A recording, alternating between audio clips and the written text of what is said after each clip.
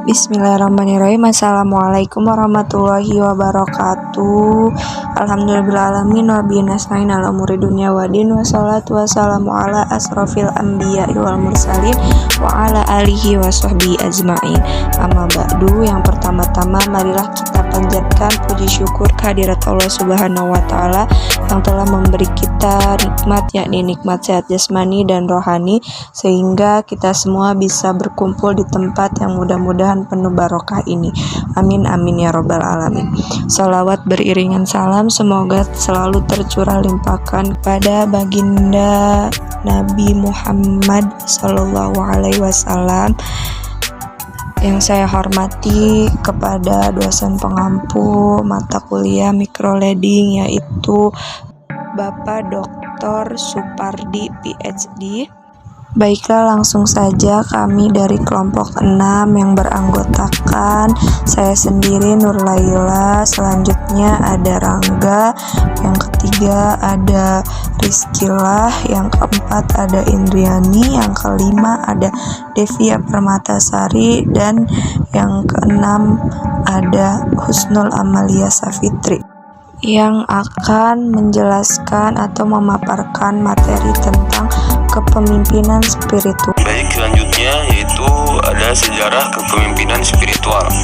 Kepemimpinan spiritual atau spiritual leadership. Konsep kepemimpinan spiritual muncul sebagai sebuah paradigma baru dalam transformasi dan perkembangan organisasi yang adaptif untuk menjawab tantangan zaman pada era abad ke-21.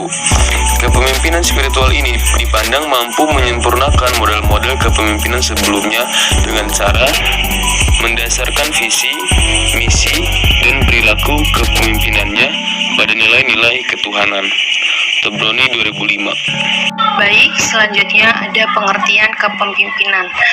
Menurut Danim Dalim Alimuddin mendefinisikan kepemimpinan adalah setiap tindakan yang dilakukan individu atau kelompok untuk mengkoordinasi atau memberi arahan kepada individu atau kelompok lain yang tergabung dalam suatu wadah tertentu untuk mencapai tujuan-tujuan yang telah ditetapkan sebelumnya.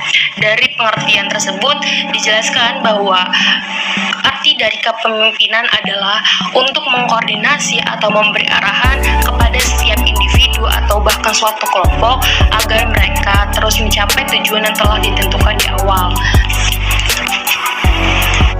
Baik, di sini saya akan menjelaskan mengenai sejarah kepemimpinan spiritual.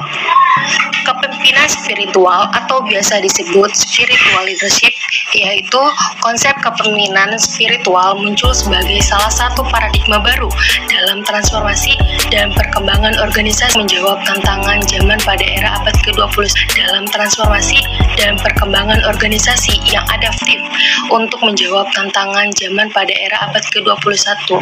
Jadi jelas bahwa kepemimpinan spiritual ini baru ada pada abad ke-21 dan fungsinya itu untuk menjawab tantangan-tantangan baru yang ada pada era tersebut. Kemudian kepemimpinan spiritual ini dipandang mampu menyempurnakan model-model kepemimpinan sebelumnya dengan cara berdasarkan visi, misi, dan perilaku kepemimpinannya pada nilai-nilai ketuhanan. Ini menurut Tobroni pada tahun 2005. Dari sini jelas bahwa kepemimpinan spiritual ini tidak hanya ada karena suatu hal yang kecil, tapi kepemimpinan ini ada karena untuk menjawab tantangan-tantangan zaman di mana didasari oleh visi, misi, dan perilaku kepemimpinan itu sendiri. Istilah spiritual adalah bahasa Inggris, berasal dari kata dasar spirit. Istilah spirit memiliki cakupan makna jiwa, arwah, atau roh, semangat, hantu, moral, dan tujuan atau makna yang hakiki. Sedangkan dalam bahasa Arab, kata spiritual memiliki makna dengan kata rohani dan maknawi dari segala sesuatu. Makna inti dari kata spirit, yaitu spiritual dan spiritualitas, adalah bermuara kepada kehakikian, keabadian, dan ruh, bukan yang sifatnya sementara dan tiruan. Selanjutnya yaitu model kepemimpinan spiritual. Menurut Verhoeven, bahwasannya model kepemimpinan spiritual ini menggunakan 3 kategori, diantaranya yang pertama ada tugas kepemimpinan spiritualitas, yaitu ada 3 tugas, diantaranya penetapan visi, yang kedua pelayanan ataupun kepemimpinan melayani, dan yang ketiga kompetensi tugas. Model yang selanjutnya yaitu proses teknologi kepemimpinan spiritualitas. Di antaranya yang pertama yaitu membangun komunitas, yang kedua keutuhan, yang ketiga menetapkan standar moral yang lebih tinggi, dan yang terakhir yaitu pelayanan. Model yang ketiga yaitu adanya tujuan utama kepemimpinan spiritual. Tujuan utamanya yaitu untuk mengembangkan budaya yang mendukung kemajuan terus-menerus dan perbaikan dalam pelayanan pelanggan. Melalui pemenuhan pergeseran budaya, pemimpin berusaha membebaskan yang terbaik pada orang dan hubungan yang terbaik untuk diri orang yang lebih tinggi, serta mencari kedamaian batin bagi diri dan orang lain. Pemimpin dapat mempengaruhi upaya pengikut untuk keberhasilan dengan meningkatkan harapan pemimpin dari pengikutnya. Dalam kepemimpinan spiritual terdapat beberapa karakteristik.